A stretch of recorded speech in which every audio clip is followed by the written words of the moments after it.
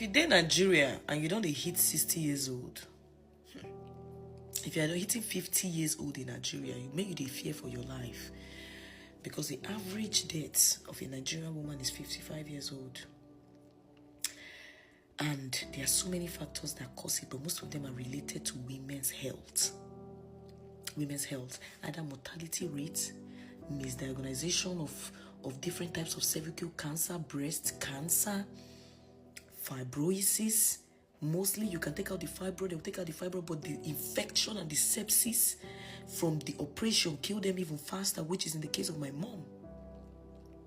I was telling from the last video that as a bioengineering graduate, even at the time when I was in the hospital, I was doing stuff. One of the doctors even asked me, are you a doctor?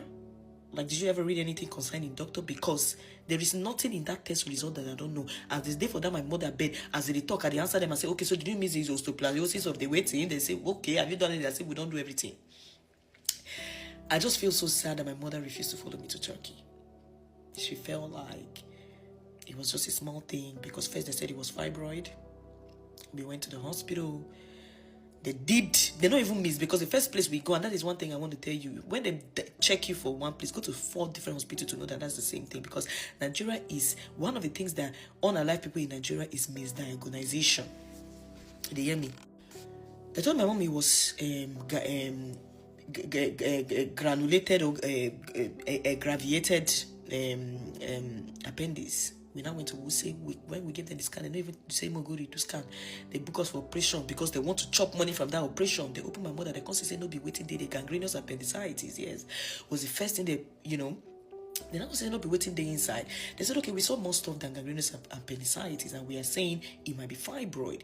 Take this sample to Maitama. Now, so we cannot go Maitama. Fuck Maitama too. Because we carried the sample, go Maitama, took about 24 days for them to bring the histopathology. When they brought the histopathology, they said my mother had stage 2 adenocarcinoma of the gastric. I said no. I spent that whole night and they read about everything. And the only thing they said as a solution was operation. And when we went to the hospital, they said there was operation. It's like we were using the same Google, right? Not that they use Google, they use Google now. At that point, I told my mother, but when you're dealing with people, it's like you just have an opinion. It's what they want to do that they want to do. My mother said she was going to go for the second surgery. Me and my sister will say, no go. No go. No go. No go. Second surgery fucked my mother up and she never recovered. Like, if not the stage 2 cancer, she would have at least have 2 years without the operation with you. But your fingers are not falling off, your hairs are not falling off, you are not stooling blood, you are not coughing blood, and you are diagnosing my mother of stage 2 cancer. After the second operation, they gave us the same sample to take to Maitama. We took to Maitama for histopathology, and histopathology came that my mother did not have cancer. The day that we collected the histopathology in my hand was the day that my mother died, that my mother did not have cancer. Asked her in Palm, we are prayer bodies, we use NSPP that day because every day I was praying like a motherfucker.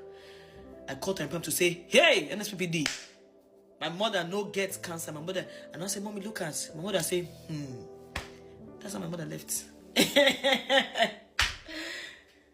She left like that on that very day. I don't believe her. But the most important issue I'm bringing back here, I'm just saying this is because the healthcare in Nigeria is fucked up. The doctor is fucked up. The research in the general world for women is fucked up.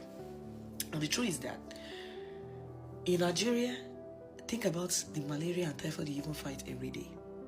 Since I came to Europe, I will never be sick for malaria or typhoid because number 1, I have clean water. Number 2, I have clean air. Number 4, I am not bitten by mosquitoes. But if I was in Nigeria, I would treat mosquito, almost malaria 2 times a year. And I am such a sick baby. They give me drip, like they give me like 4 or 5 drips when I am sick with malaria. It's not a joke, because they will always find typhoid, so they have to treat it together. So they'll give me those small ones and those big ones and very crazy injections. And the crazy thing is that you are at risk of fake drugs, medicine in Nigeria. Think about, you're sick and then you went to the hospital and then they give you fake medicine. I'm telling you the truth. Is it not on this internet somebody, they were giving the woman expired a drip?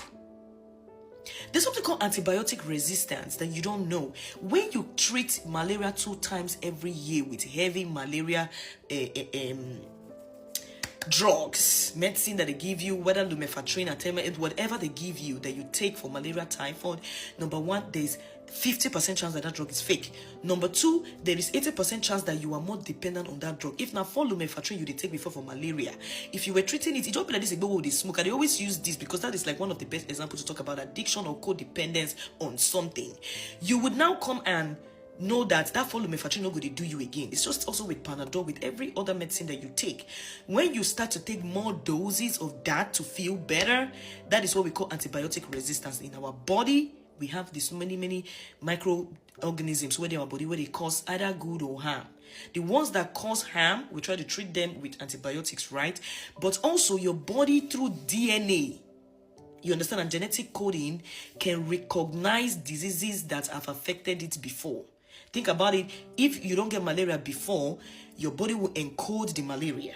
You understand? Through DNA. So that when the white blood cells see, they will say, a red blood cell or any of them see and go say, I know this disease before. White blood cell will come use your immune system, go fight that. You understand? But when you now take more malaria, white blood and more antibiotics, white blood go say, I beg. Organa your 1,000, I no go work. We have 2,000. I no go fit do this job for 2,000.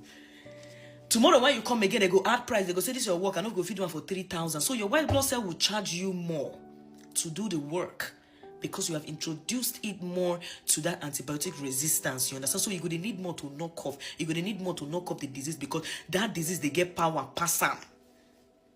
And the more you do that, you weaken your immune system.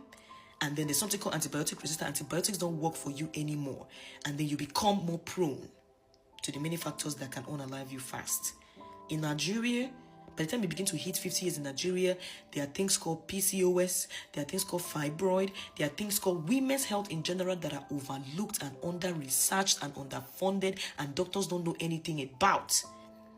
And some of you, when you're already getting sick, you don't even go to the big hospitals for you to know on time what is wrong with you, which is one of the things. Because today I wrote a poem, I was saying, how is something in front of me, but I couldn't see it. I was going through a lot of my mother's picture and I realized that, oh, was she already losing weight? And I did not see it. So, when you live every day with people, there's so many things you don't see. And my poem was the things that you don't see, but are in front of you. PCOS, fibroid, hemorrhage, childbirth, and things in Nigeria that will unalive you fast as a woman. Stress, high blood pressure, diabetes.